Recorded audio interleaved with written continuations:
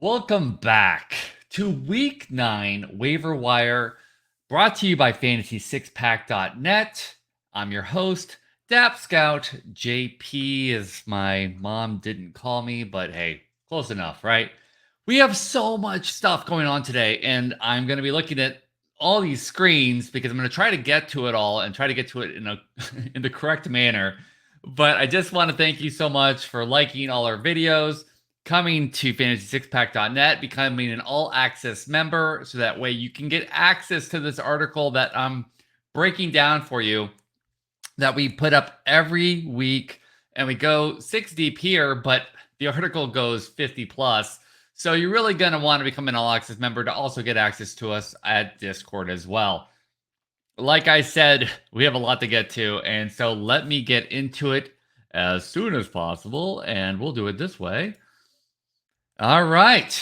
First and foremost, Joe Bond is going to be telling you that two great announcements. One, we have a new logo for the Thursday show, not for me because I don't get a logo, whatever, Joe. But we are joining the Old Man Squad Network. You'll be getting to catch us there as well, along with iTunes and Spotify and all those other places. And of course, YouTube. We love you here as well.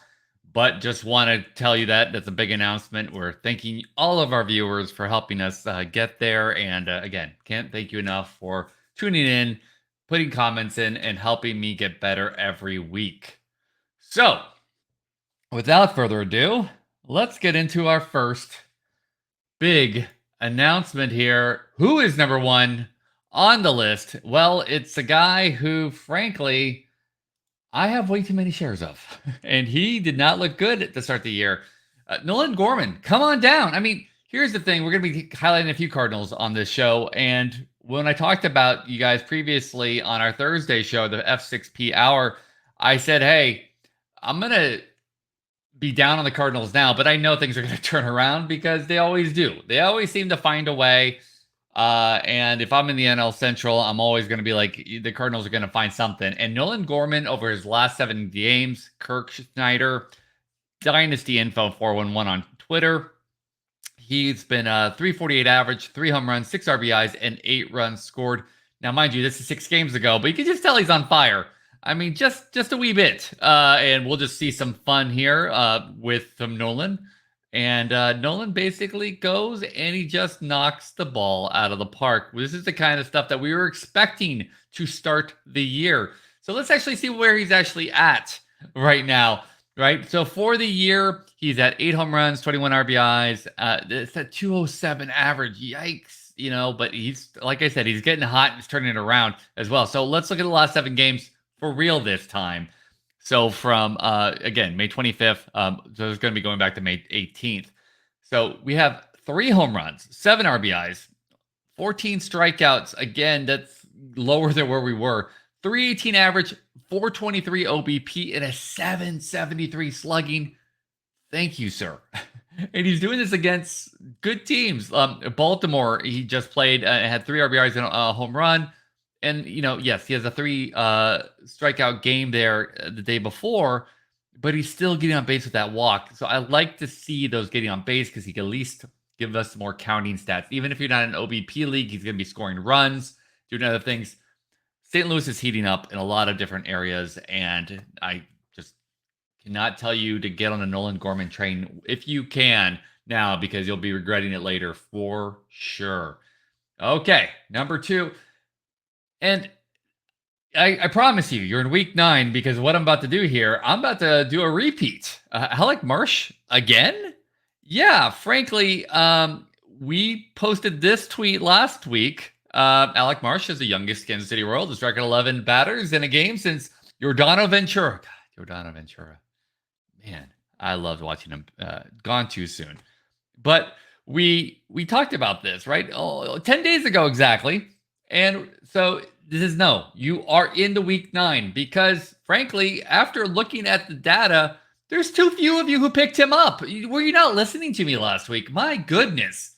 So I do want to show this thing running from the OPS. I love it. I love funny Twitter handles. But look at this 3-headed monster. You got Cole Reagans, who we all kind of knew about. Seth Lugo, who I mean, I didn't expect. I mean, I expected a decent season from him, but 7-1, 179 ERA. Come on, the man is doing it in his. I think he's 56 right now. I think that's amazing. Brady Singer as well.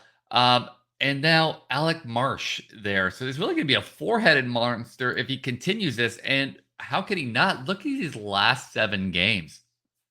3-1, 3 ERA, 7 games started. Again, of course, last 7 games. But you're looking at somebody who only has a 1.169 whip. And the 3 ERAs, it's exactly what they need from the fourth or fifth starter, right? This is exactly what you want to pick up. And so, Detroit, 6 innings pitched, 3 earned runs, 2 walks. Love that. Seattle, yes, he got the loss with 5 innings pitched, 5 hits, 1 earned run, 1 walk, and 7 strikeouts. Look, give me 5 innings, give me 6 innings, and give me that line every time you start, Marsh, and I'm a happy person. So for the year, we have 4 wins, 1 loss. That's where everybody's like, only 4 wins. But come on, guys, with all the injuries, seriously, you're going to be at the Alec Marsh level in most of your leagues by now. At 8 games started. And again, we're not giving up a lot of home runs. We're only giving up 300 home runs, and with a 211 average against his pitches, don't see much here that doesn't scream, pick him up, pick him up. Why aren't you running? Pause this video, go to your waiver wire, go pick him up. I guarantee you he's better than whatever your 5th starter is right now on your team. So definitely, Alec Marsh is somebody we absolutely recommend you pick up right now.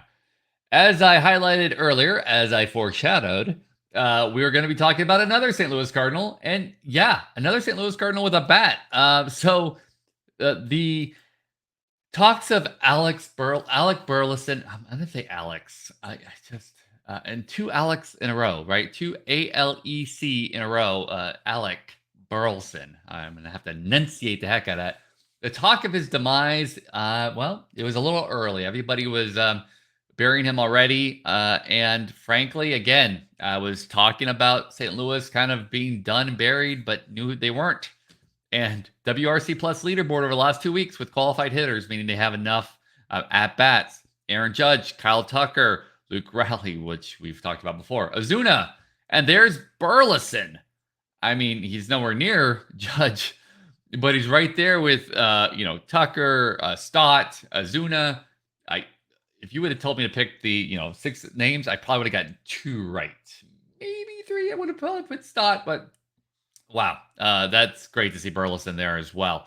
So that's from Stu Stilts on Twitter. So let's look a little bit deeper at his things, and let's mostly look at what's going on here with left and right-handed pitchers, right? If he has a righty on the mound, you're absolutely starting him. Almost 100-point differential in his batting average. Home away splits seem pretty on point, but again, lefty righty is just a huge difference, especially righty at home, right? If you have a righty at home, he's doing much better than anything else. But he's on fire right now. I see a lot of these other numbers going to catch up as he continues this upward trend here as well. It's interesting to see, though, considering the difference in his average, that he has 2 home runs versus righties and lefties at home, but absolutely no home runs against lefties. Away, and absolutely no home runs against lefties at home. Boy, I really messed that up. I apologize, but yes. Bottom line, Alec Burleson, you want to go pick him up. He's heating up along with his other battery mate, Nolan Gorman, as well. All right. No more Alex's in this show. But somebody who I just was getting lazy because, frankly, should be available. If he doesn't qualify at every position by now, I just don't know what to do. So I just put every position there at the bottom banner. For those who's listening just to the audio, it says Dylan Moore, every position, Seattle Mariners. I typically put the position they qualify in, and frankly, I was going to miss one. Thomas Nesco. TJ Stats is another time we've highlighted this Twitter account. I just love some of his stuff that he puts up here. Dylan Moore has been a bright spot for the Mariners this season, posting a 149 WRC plus while providing defensive utility. Again, going back to the fact that he plays every position except for pitcher and catcher. He's also been displaying fantastic swing decisions in tandem with pulling the ball. So he has a 52.4% pull fastball percentage. Fly ball percentage, which is fueled by a 10.3 barrel percentage and 44.8 sweet spot percentage. I mean, what you're going to see here in this graph is just basically uh, just awesomeness. I mean, let's be honest, right? That fly ball percentage is definitely there as well. He's making great decisions at the plate, playing every position. Right there, before I even get into some additional stats, should make him valuable enough to fill in for all those IL players that you have and having that defensive versatility, position versatility that he has. So let's go a little deeper on the numbers. And this is what I really wanted to kind of highlight here because I know what everybody's going to say. Well, look at his home versus his away. Well, the man just got hot. I mean, the last 20 games or so, he just got hot. And in May, Seattle's played 22 games, and of those 22 games, 15 games have been away. So if he's gotten hot, it's been away because a majority of those games in May have been away. That's why you see a 308 average. That's why you see 4 of his 6 home runs, and along with a majority of his runs scored. I think those numbers are going to continue to climb once they play more home games. But I just want to highlight that because I know it's the first thing everybody's going to say. Like, oh, look at all those, look at the discrepancy away. The crazy part is, though, he's played a vast more games away. Look at the strikeouts. He only has one. He has one less strikeout away from the Coliseum than he does home. That's nuts to me. I do expect that to also kind of standardize a little bit, unless there's some batter eye issue there that I'm not aware of. But other than that, I see Dylan Moore being a huge pickup this week. And I, frankly, before I posted this video, picked him up everywhere that I didn't have him already just to beat the rush because that's just too huge to have somebody with that many position eligibility. Okay, on to our next guy.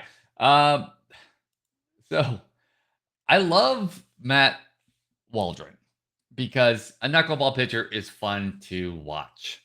I hate owning Matt Waldron in fantasy because a knuckleball pitcher is not fun to have because when they don't have a feel for their pitch, yikes. However, let's highlight the good. Joseph Kim, Black Wings 2011 on Twitter. Matt Waldron, this is back on May 17th, so about 8 days ago.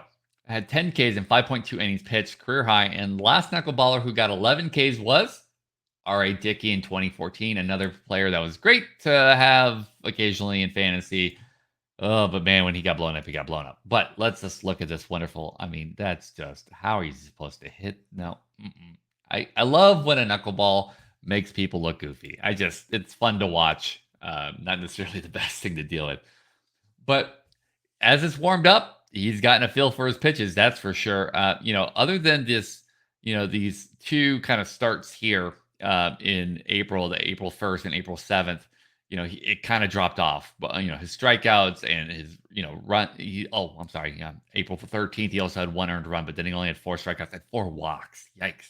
I mean, if you look at it too, right, his walk, with a knuckleballer, if you're expecting help with your whip, good luck. You're picking a knuckleballer for a couple of reasons. To help you with your ERA, to help you with your Ks, possibly your Ks per 9, but definitely not your whip. You need to get your whip elsewhere because, again, he might have this performance where, on the 17th, he had 2 walks, 10 strikeouts, or at Cincinnati, which was amazing considering that is a home run haven, 7 strikeouts, 2 walks. But then again, you can go down here and you have 4 walks and 4 strikeouts, 3 walks and 2 strikeouts. It's just how it is. But definitely loving where Matt Waldron is trending. He's definitely a guy we want to pick up. And as the Padres kind of figure things out, I think Waldron's going to be somebody who's going to continue to be trending in the right direction as well as things heat up. Okay, our last pick here. And Philly fanatics everywhere should be screaming, hey, Edmundo Sosa. This is the reason why I was talking about everybody should scream at it. Edmundo Sosa has been fantastic since Trey Turner's injury. Here are his May stats. This is from Phil's Tailgate on Twitter. 46 at-bats, 13 runs, 15 hits, 3 doubles, 1 home run, 9 RBIs for 326, 426. I love that. 543 triple slash line. I mean, who would have thought that? Trey Turner goes down. I mean, somebody had to step up, but I was not going to pick Sosa, who's been batting ninth pretty much his entire career, it seems like. And this is just awesome to watch when you have these unsung heroes kind of pick up where, one of their top players when they go down. So let's look at what he's been doing here.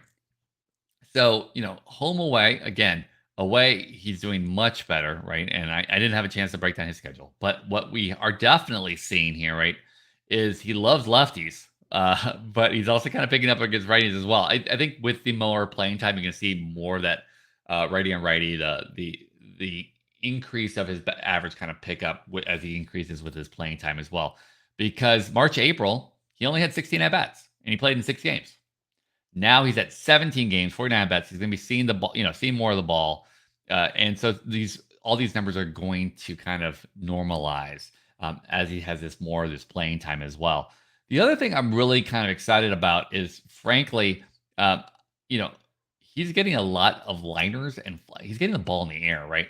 So of the 19 plate appearances here in 15 games, he got 7 fly balls, 11 hits in 12 of his 12 at bats in 2024 so far have been liners, which is, of course, we know has a high percentage, like a 917 average. So he's getting the ball in the air more. This is not somebody who's going to hit, a ton of home runs, but if he's getting the ball in the air with quality contact like he is, this is somebody that I absolutely think will continue to trend in the right direction as his playing time normalizes, increases because of obviously the Trey Turner injury. The Phillies are going to have to keep him in the lineup. Will he move up in the lineup? I'm not sure about that. I think they're kind of happy where he is and maybe not putting too much pressure on him. But Edmundo Sosa is somebody who I am just absolutely impressed by, and I hope he continues to do it, considering everything that's going on there as well. So, with that being said, I cannot thank you enough for watching us here. Please go to fantasy6pack.net. Please like our stuff on Twitter because that way we feel like we're important. And if nothing else, please drop a comment or a like, or just tell me I'm an idiot because, frankly, I hear it all the time from my dogs. But I thank you so much, and I'll see you here next week for week 10. But until then, go pick up these players right now. I'm not kidding. Have a great day.